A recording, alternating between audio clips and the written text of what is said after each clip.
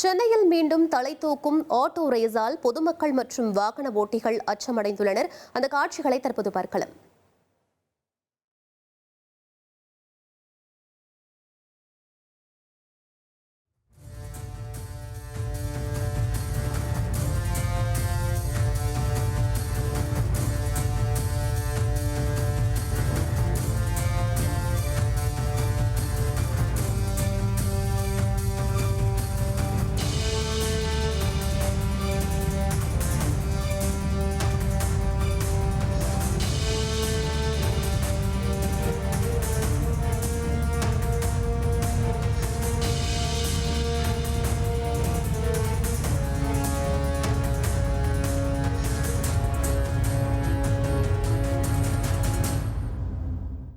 இது பற்றிய மேலும் விவரங்களை எமது செய்தியாளர் சதீஷ் முருகன் வழங்கிட கேட்கலாம். சதீஷ், தற்போது இந்த ஆட்டோ ரேஸ் தொடர்பாக காவல்துறை தரப்பில் ஏதேனும் நடவடிக்கை எடுக்கப்பட்டிருக்கிறதா? பொதுமக்கள் என்ன சொல்றாங்க சதீஷ்? வணக்கம். மதுரவாயல் தாம்பரம் பைபாஸ் சாலையில தற்பொழுது மீண்டும் ஆட்டோ ரேஸ் என்பது தொடங்கி இருப்பதாக தகவல் வெளியா இருக்கு. அதற்கான காட்சிகளை தான் பார்த்தோம்.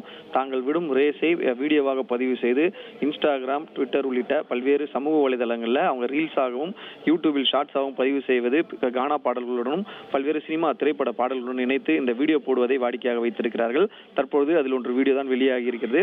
இந்த தாம்பரம் மதுரவாயல் பைபாஸ் ரோட்லிருந்து சுமார் 10 to 12 கிலோமீட்டர் தூரத்திற்கு அவ்வப்போது இது போன்ற ஆட்டோ ரேஸ் என்பது நடைபெறுகிறது. குறிப்பாக இந்த காட்சிகளை பொறுத்தவரையில அந்த பகுதியில் அந்த சாலையை பயன்படுத்தும் சக வாகன ஓட்டிகளுக்கு உயிருக்கு ஆபத்து ஏற்படுத்தும் வகையிலும், மேலும் சரக்கு வாகனங்களின் மீது மோதுவது போல சென்று மீண்டும் அதிலிருந்து தப்பித்து வேறு வழியில் அந்த வாகனத்தை தாறுமாறாக அந்த ஆட்டோவை ஓட்டும் காட்சிகளும் வெளியாகி இருக்கிறது.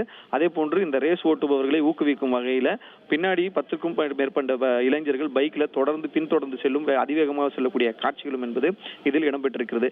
இது போன்ற ரேஸ்கள் அவ்வப்போது அந்த அவுட்டர் ரிங் ரோடு என்று சொல்லக்கூடிய அந்த பகுதியில் நடைபெறுகிறது. இந்த ரேஸுகளால் சில நேரங்களில் ஆட்டோ ரேஸில் ஈடுபடும் நபர்களும் விபத்தில் சிக்கி உயிரிழந்த சம்பவங்களும் ஏற்பட்டிருக்கிறது. அதே போன்று சக வாகன ஓட்டிகள் மீது மோதி விபத்து ஏற்பட்டிருக்கிறது.